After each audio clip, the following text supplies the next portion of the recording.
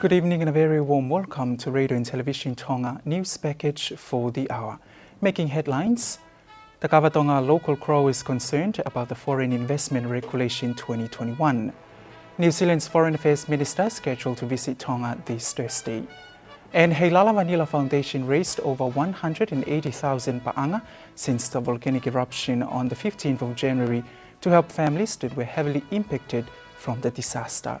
We'll have these and more stories later on in the bulletin, including the latest sports news. Now for the stories in detail. The Tonga local growers are concerned in regards to the foreign investment regulation that opens doors to the foreign investors to invest Tongan kava instead of empowering local Tonga growers. In an interview of a Tonga local grower and exporter, Manasseh Siwa, he says he does not support these regulations that allow the government to empower locals to carry out their operation in accordance to foreign investors. For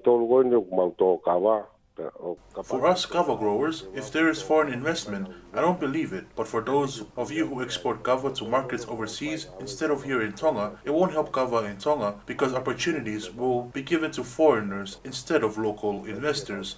And it'll be as if Tongans can't handle this type of work. It's like this regulation aims to give opportunities away. The way we see it, it was difficult for us to adopt this work. We are hurt because we haven't been provided any opportunity to help us handle this type of work. But it depends on whatever the government decides. That is how we see things. This issue was raised during Whole House Committee deliberations and a press conference last week, and the Trade and Economic Development Minister, Honorable Dr. William Latu, elaborated that this regulation will let in foreign investors to empower employees. I want to clarify that the aim of letting in foreign investors is to empower employees to clarify goals and expectations and also support local businesses by providing the resources they need to succeed and remove any obstacles that may hinder progress. Meanwhile, Siwa explained the challenges kava growers face. The reason there is a problem is because small kava growers are trying to export their produce and end up exporting to unreliable markets, and they don't get their kava powdered like in Fiji and Vanuatu. The government should set up facilities in Vava'u where kava can be processed and produce the best quality to be exported. The foreign investment regulation is revised every 3 years. The New Zealand Foreign Affairs Minister Nanaia Mahuta will visit Tonga this week to engage with counterparts in progress work on Aotearoa New Zealand-specific resilience and climate action priorities. Her visit is part of her diplomatic relations with Tonga and the Pacific Islands, in which she'll be visiting Niue today and will make her way to visit Tonga on Thursday. Nanaia Mahuta said in a media interview that her 2 days visit to Tonga is part of Aotearoa New Zealand reaffirming its relation with Tonga and an opportunity to connect in person with our Tongan people following the aftermath of disruptions caused by COVID-19 border closures, and to reaffirm Aotearoa New Zealand's enduring links with the region and commit to future cooperation. She added, "This is a challenging time for the Pacific, where leaders at last month's Pacific Islands Forum reaffirmed climate change as the single greatest security threat with the adoption of the 2050 strategy for the Blue Pacific continent." Meanwhile, upon her arrival in Tonga, she'll be having an audience with His Majesty King Tupo VI before diplomatic meetings with Prime Minister Honorable Hokamameniku and other ministers. While here in Tonga, she will also visit projects and agencies where Aotearoa New Zealand is working in partnership with Tongan community leaders, including civil society organizations and frontline health workers. However, Minister Mahuta arrived in Niue today and will make a historical visit to the Niuean Parliament and will address a special session of the Niue Legislative Assembly, Tawhalefono. This will be the first time an outside speaker has addressed the Legislative Assembly. Mahuta will be in Tonga this Thursday and Friday before returning to New Zealand on Friday evening. Reporting for Radio and Television Tonga News, I'm Alice Tupo. A strong wind warning that can cause damage is still in force for all of Tonga, both on land and at sea, with those going out to the ocean are advised to take caution. The director of the Tonga Meteorological Services of Whanunu said that the strong wind is a common occurrence during the gold season. We're issuing strong wind warnings for the entire country, both land and sea areas. Strong wind warnings with chance of reaching gale warnings for the entire group. This is just because we have a high pressure system just off to the east coast of New Zealand, directing more stronger southeasterly and easterly trade winds over the group. So we expect these strong winds and gales to remain with us for the majority of the larger part of the week. He added that the strong wind runs from the western side of New Caledonia and weakens around the southern side of the Cook Islands. In the north, it blows from Samoa all the way to New Zealand. Whanunu said that this wind is usually called by the seagoers as the 8-day wind and is expected to die down this Sunday. However, a drought warning is still in place. Although we've received some rainfall, but it hasn't been enough to really make an impact both in the agriculture sector and for the water sector. So for this week, we don't expect any heavy falls in terms of the rainfall, but there will be showers from time to time. It's best, especially for the small islands, to try and gather as much rainfall when the rain does fall, so that can ease off on the stress for drinking water. Whanunu says it is important that water be stored and used wisely during this period. There has been a rise in COVID-19 cases in the Huatolitoli prison. However, they're in good condition as of late. This was confirmed by the prison commissioner, Semisitapuelwelu, this morning.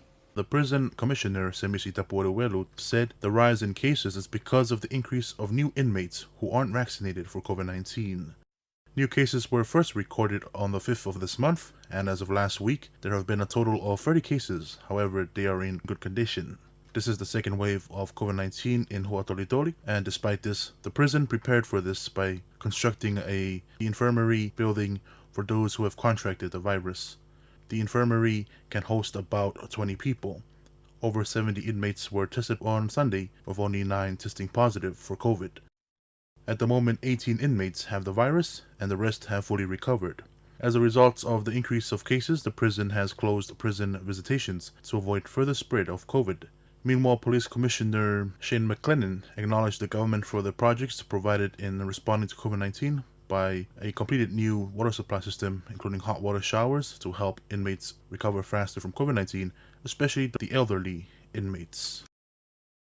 And ever since the eruption and tsunami that occurred on the 15th of January, there has been an influx of assistance and donations distributed to communities and families that were heavily impacted from the disaster. The Hilala Manila Foundation in Wava'u was one of many organizations and groups that provided support as the country recovers from the disaster in January. The foundation's assistance was distributed to families in Tongatapu and the outer islands as well.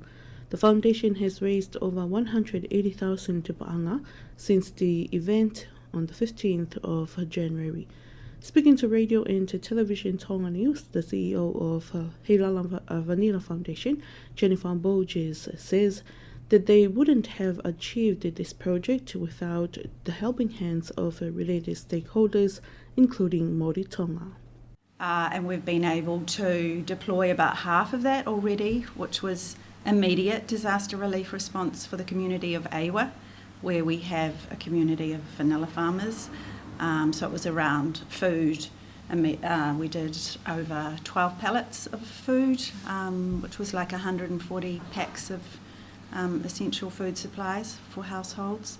And then we followed that up with bedding and clothing and other sort of farming equipment shipments. And alongside that, we did COVID kits for the Awa community, so that, contained things like face masks and sanitizer and Panadol and temperature check. It was like a full kit. I think we did 40 of those that were dispersed by the hospital on AWA for families when they got COVID. And then as part of that as well, we did desks and school classroom equipment for 2 primary schools on AWA. She also explained how they communicated with donors in raising funds. The Heilala Vanilla Foundation is funded by both Heilala Vanilla, so we donated to the foundation, and then also other both individuals and businesses. So when we put together communications to our kind of community of both customers and other stakeholders, both in New Zealand and overseas, we had a phenomenal outpouring of generous donations, right from businesses donating in New Zealand through to bakers in America. We were fortunate that Bon Appetit magazine in the US did a newsletter to their database, which I think is it's definitely over 1 million. I think it's like 5 million, and that really boosted our donations. And it also, in a weirdly positive way, helped put Tonga on the map with American bakers, because a lot of them don't know where Tonga is. So the medium-term support project is the 50% funding of a 1,000 square meters shade house for Māori Tonga, replacing what was completely destroyed in the eruption due to rockfall. Māori are currently completing the building of the shade house. Since the 1st of April, Heilala Manila has donated 5 cents from every unit sold globally to the foundation, with an estimate of 75,000 New Zealand dollars annually in the coming year.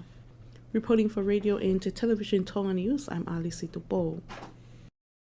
Sports is up next with Mark Ake, proudly sponsored by Pacific Timber and Hardware.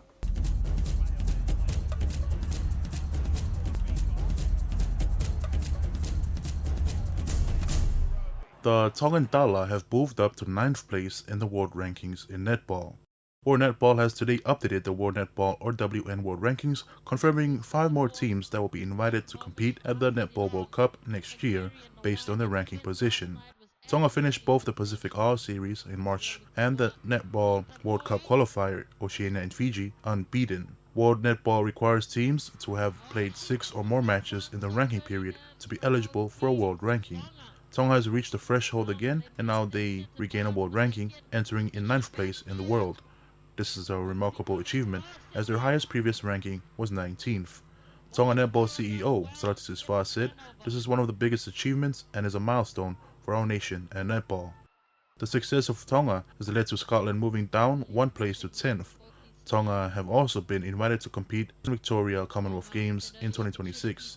There have also been many changes lower down in the table, with Fiji now ranked 15th, Cook Islands at 16th, and Samoa 18th, all moving down to 2 places. Moving on, the Tonga Football Association Youth Futsal League kicked off on Saturday at the Adelaide Indoor Stadium. In the boys under-19 competition, Whahefa defeated Veitongo 8 points to 1, Loto Ha'apai over Longolongo 3-0, and Whasmoiafi edged Lapaha 2 points to 1. In the boys under-16 competition, Loto Ha'apai beat Havelu 6-0, Nuku'alofa over Lapaha 8-0, Fulaha over Whasmoiafi 2 points to 1, Ha'ateho won over Navutoka 3 points to 2. Isileli Kapeta drew with Ha'ateho 2 with a 2-all scoreline. Veitongo drew with Lavingatonga 3-all, Whahefa drew with Longoteme 0-all, and Longolongo also drew with Fuamotu at 3-all. Meanwhile, in the girls under-16 competition, Nuku'alofa beat Havelu 6-0, Veitongo over Whahefa 6-0 as well, and Loto Ha'apai were the victors over Longolongo 5 points to 1.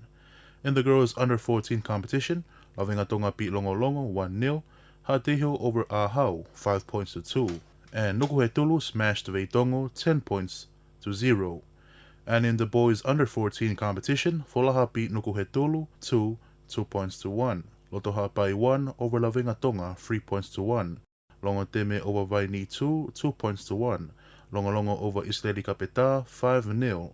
Vaini won against Havelu 5-1. Nuku'alofa won, cruised to a 5-1 win over Veitongo. Ha'ateho won, beat Fuamotu in a 4-3 nail-biter. Hateho 2 over Aha 1-0. And Navutoka were too good for Hateho 3, winning that fixture 5-1. Round 2 will continue later on this week.